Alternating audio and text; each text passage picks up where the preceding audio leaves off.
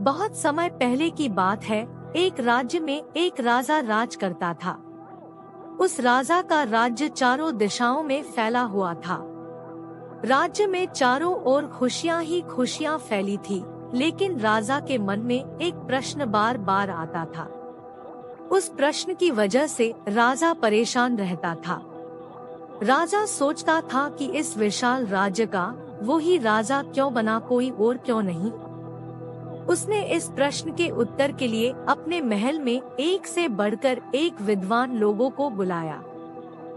आप लोग सोच रहे होंगे कि मैंने अचानक आप सभी को राजमहल क्यों बुलाया है। आप सभी लोगों की जानकारी के लिए बता दूं कि बहुत समय से मेरे मन में एक प्रश्न बार बार आता है, जिसका मुझे अभी तक उत्तर नहीं मिला है। प्रश्न का उत्तर न मिलने के कारण मैं थोड़ा बेचैन रहता हूँ। आप सभी विद्वान लोगों से मुझे उम्मीद है कि आप मेरे प्रश्न का उत्तर जरूर दोगे, जिससे मेरा अशांत मन शांत हो जाए। महाराज, हम अपने विवेक से आपके प्रश्न का उत्तर देने की कोशिश करेंगे। कृपया आप अपना प्रश्न दोहराएं।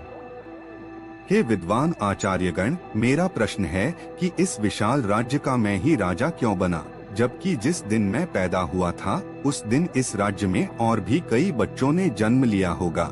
उनमें से कोई और राजा क्यों नहीं बना? राजा का प्रश्न सुनकर सभी विद्वान चुप हो गए। राजा के प्रश्न का किसी के भी पास उत्तर नहीं था। जब राजा ने देखा कि शायद उसके प्रश्न का किसी के पास उत्तर नहीं है, तो राजा बोला, क्या हुआ आचार्यगण?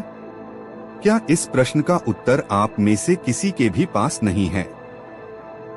महाराज, आपके इस प्रश्न का उत्तर एक ही विद्वान दे सकते हैं। पूरब दिशा में घने जंगल में एक तपस्वी साधु रहते हैं। आपको इस प्रश्न के उत्तर के लिए उनके पास जाना चाहिए। मुझे पूर्ण विश्वास है कि वहां आपको अपने प्रश्न का उत्तर अवश्य मिल जाएगा। राजा अगले ही दिन पूरब दिशा में निकल जाता है। घने जंगल में एक तपस्वी अपनी कुटिया के बाहर बैठे थे। राजा उनके पास पहुंच जाता है।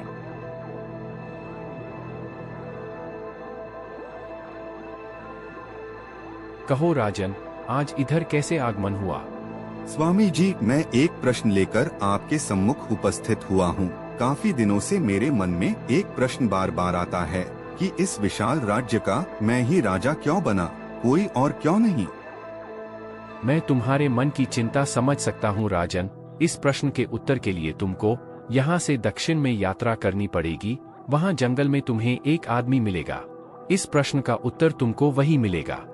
राजा बिना देर किए दक्षिण दिशा में अपनी यात्रा शुरू कर देता है। काफी दूर चलने के बाद घने जंगल में उसको एक आदमी दिखाई देता है। वो आदमी रूखा सूखा भोजन कर रहा था। राजा उस आदमी के पास पहुंच जाता है और उससे बोलता है, एक तपस्वी साधु ने मुझसे कहा है कि मेरे प्रश्न का उत्तर मुझे आपके पास मिलेगा। क्या आप वो ही व्यक्ति हो? जी महाराज, मैं वही हूँ, लेकिन आपके प्रश्न का उत्तर मेरे पास नहीं है। थोड़ी दूर सामने एक और कुटिया आपको मिलेगी, वहीं आपको अपने प्रश्न का उत्तर मिलेगा। राजा वहाँ से भी चल दिया। जब वो थोड़ा आगे पहुँचा तो उसको एक कुटिया नजर आई। वहाँ एक आदमी बैठा जो बहुत दुखी लग रहा था। राजा ने उसके पास पहुंचकर अपना वही प्रश्न उस आदमी से दोहराया। राजा का प्रश्न सुनकर वो आदमी बोला, आपके प्रश्न का उत्तर आपको सामने दिख रही कुटिया में जाकर मिलेगा। आप उस कुटिया में अंदर चले जाना। अंदर जो व्यक्ति मिलेगा वो ही आपके इस प्रश्न का उत्तर देगा। राजा वहाँ से भी चल दिया। जब वो तीसरी कुटिया में अंदर गया तो उसको जमीन पर एक आदमी लेटा हुआ मिला जो शायद बहुत बीमार था। राजा ने अंदर जाकर उस आदमी से भी अपना वही प्रश्न दोहराया। जंगल में बहुत लंबी यात्रा करके तुम तक पहुंचा हूँ। एक साधु ने बताया है कि तुम्हारे पास मेरे प्रश्न का उत्तर है। क्या ये सच है? जी महाराज, ये सच है। आपका प्रश्न यही है ना कि आप इस विशाल राज्य के राजा क्यों बने, कोई और क्यों नहीं?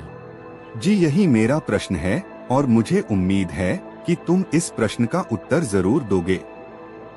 जरूर राजन, मैं काफी दिनों से बीमार हूँ और इस समय मैं जीवन के अंतिम क्षणों में हूँ। तुम्हारे प्रश्न का उत्तर जरूर देकर जाऊंगा। तो बताइए ना, क्या है मेरे प्रश्न का उत्तर? दरअसल ये कहानी शुरू होती है पिछले जन्म से। पीछे जिन दो लोगों से तुम मिले हो, वो दोनों और हम दोनों पिछले जन्म में 4 सगे भाई थे। तुम सबसे छोटे थे। एक दिन जब हम चारों भाई भोजन कर रहे थे, तभी एक भूखा साधु आया था। उस साधु ने हमसे भोजन मांगा। हम तीनों ने उस साधु को भोजन नहीं दिया। तुमने साधु के बिना कहे ही अपना भोजन उस साधु को दे दिया था। हम इस जन्म में पिछले जन्म के कर्मों का ही फल भोग रहे हैं। आज हम तीनों गरीबी, भूखमरी और बीमारी में अपना जीवन जी रहे हैं और तुम इस विशाल राज्य के राजा का खुशहाल जीवन जी रहे हो। मुझे लगता है तुमको अपने प्रश्न का उत्तर मिल गया है कि तुम ही इस विशाल राज्य के राजा क्यों बने। इतना कहते ही उस आदमी के प्राण निकल गए और राजा को अपने प्रश्न का उत्तर मिल चुका था। सब कर्मों का फल होता है, जैसा कर्म करोगे वैसा ही फल मिलेगा। इसलिए हमें सभी के साथ अच्छा व्यवहार करना चाहिए।